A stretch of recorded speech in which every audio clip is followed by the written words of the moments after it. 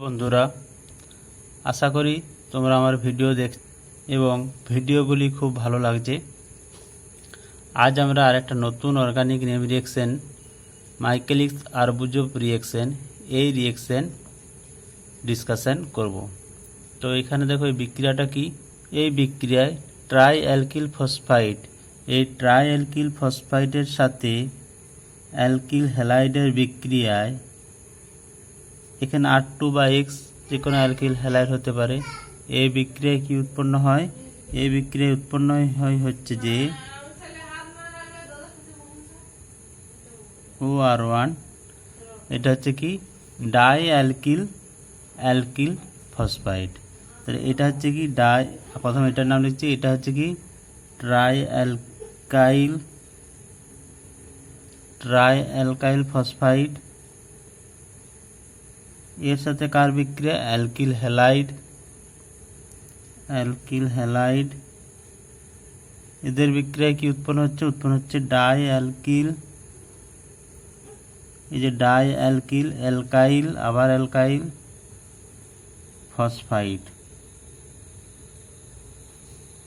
এটাই হচ্ছে main reaction. এরপর এখানে কি হতে পারে? R1 R2 বিভিন্ন প্রকার অ্যালকাইল গ্রুপ হতে পারে এবং আমরা প্রোডাক্টও বিভিন্ন প্রকারের পাবো, কিন্তু মেন স্ট্রাকচার হবে এটাই। এই বিক্রিয়াটা কি না, এইটা হচ্ছে একটা SN2 টাইপের রিঅ্যাকশন, যেখানে নিউক্লিওফিলিক ফসফেট কি করবে, এখানে যে কার্বন থাকবে এই কার্বনটাকে এখানে অ্যাটাক করবে এবং একটা ইন্টারমিডিয়েট তৈরি করবে এবং ইন্টারমিডিয়েটের মাধ্যমে আমরা এই প্রোডাক্টটা পাবো। তো চলো বিক্রিয়ার মেকানিজম করা যাক। এই যে এই পার্টটা আছে, এই পার্টটাকে আমরা একবারে কি লিখছি? পি, এটাকে লিখছি OET বা OR লিখতে পারি। এটা যদি ইটি গ্রুপ হয় তাহলে ইটি হবে, R1 হলে R1 লিখব। এটাকে আমরা ইন জেনারেল কি লিখতে পারি? ধরো লিখছি POET হোল 3, যেখানে R1 মানে বলে দিচ্ছি R1 হচ্ছে ইথাইল গ্রুপ। এর সাথে কার বিক্রিয়া? এই যে অ্যালকাইল গ্রুপ, এই অ্যালকাইল গ্রুপটাকে ধরো নিচ্ছি আমরা, ধরো এখানে অ্যালকাইল গ্রুপ, এখানে নিয়েছি হচ্ছে যে ইথাইল গ্রুপ, আর এখানে যে অ্যালকিল হ্যালাইড, এখানে নিচ্ছি কি হ্যালাইডটা নিচ্ছি ব্রোমিন, আর এই ধরনের কোনো একটা অ্যালকিল হ্যালাইড যৌগ। এরপর কি হবে? এখানে যে ফসফরাস, এই ফসফরাসের যে লোন পেয়ার আছে, এই লোন পেয়ার দ্বারা কি করবে? এই কার্বনটাকে অ্যাটাক করবে এবং এখান থেকে ব্রোমিনকে বের করবে, মানে এখানে হবে কি একটা SN2 টাইপ বিক্রিয়া। এরপর কী হবে? এরপর তো একটা ইন্টারমিডিয়েট তৈরি হবে। কেমন ধরনের ইন্টারমিডিয়েটটা হবে? দেখো এখানে POET, এখানে এই একটা কার্বন, দুটো কার্বন, তাহলে একটা কার্বন দুটো কার্বন, এখানে R2, এটা কি লিখছি তাহলে POET, এটাও হচ্ছে OET, এটাও হচ্ছে OET। আর ফসফরাসটা কি চাই? পজিটিভ চাই, মানে ফসফরাস দ্বারা অ্যাটাক হয়েছে। এরপর পরের ধাপে কি হবে? এখানে যে Br মাইনাস বেরলো, এই Br মাইনাস কি করবে? এখানে এই যে OET যুক্ত আছে বা এখানে যে কার্বন আছে, এখানে কি হবে? এটাকে আর একটু ভালো করে লিখছি, এখানে যে এই যে POET, এটা O এইরকম হবে।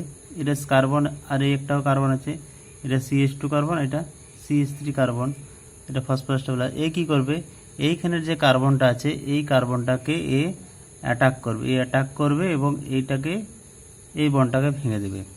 তাহলে দেখো এইখানে আমরা যদি করি, এখানে একইভাবে এইখানে এই কার্বনটাকে অ্যাটাক করবে। এখানে ধরেন একটা কার্বন আছে, এই CH2, এটা হচ্ছে CH3, কি করবে? এই Br মাইনাস এই কার্বনটাকে অ্যাটাক করবে আর এই বন্ডটাকে ভেঙে দেবে। তখন আমরা কি পাবো? দেখো PO মাইনাস প্লাস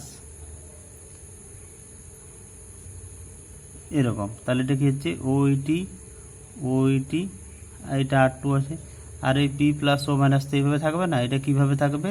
এটা থাকবে হচ্ছে যে P double bond O, OET, এটা R2।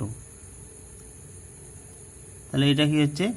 দেখো আমাদের এই ধরনের প্রোডাক্ট আমরা পাচ্ছি। এটাই হচ্ছে মাইকেলিস আরবুজভ রিঅ্যাকশন। আরও কিছু রিয়েকশন আছে এই সম্পর্কিত, যেমন ধরো এখানে দেখো কি আছে, এই যে অ্যালকিল হ্যালাইড, এই ধরনের একটা অ্যালকিল হ্যালাইড নিয়েছে এবং POOT হোল 3, এই বিক্রিয়া দেখো আমরা পাচ্ছি কি P ডবল বন্ড ও OET OET, আর এই ধরনের একটা প্রোডাক্ট পাচ্ছি। তাহলে এখানে দেখো মনে রাখতে হবে কি যে OET তিনটে OET আছে, তিনটে OET মানে দুটো OET একই রকম থাকবে, আর একটা OET কি হয়ে যাবে ডবল বন্ড ওতে চেঞ্জ হয়ে যাবে। এটাই হচ্ছে মাইকেলিস আরবুজভ রিয়েকশন।